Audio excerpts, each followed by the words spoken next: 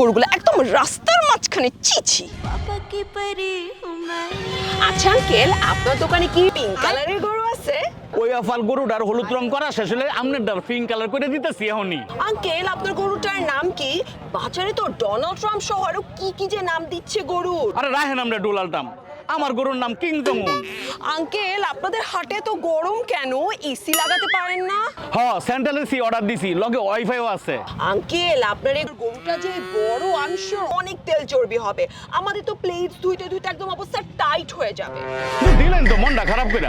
আমার গরু কিটু ডাইট করে, মালাইকা শিল্পা শেট্টিরে ফলো করে 3 বেলা ইয়োগা করে। আমার গরু টিকটক অ্যাকাউন্টে গেলে দেখবার পাবেন।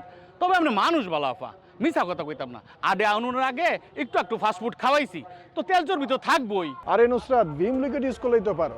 ঠিক বলছেন আঙ্কেল, ভিম লিকুইডের তেলেসমাতিতে তেল চর্বি পরিষ্কার হয় শুধু এক ধোয়াতে। তো আঙ্কেল, আপনার এই গরুটার প্রাইস কত? দাম বেশি না, 15,50,000 আফা।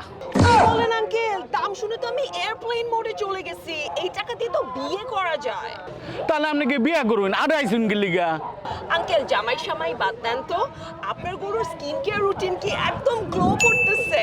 আফা মহিষিতে ডাহাইন না, আগে ডিরেক্ট পার্লারে ডুহাইছি, এরপরে আডে আনছি, এর লিগে তো চকচক করতেছে।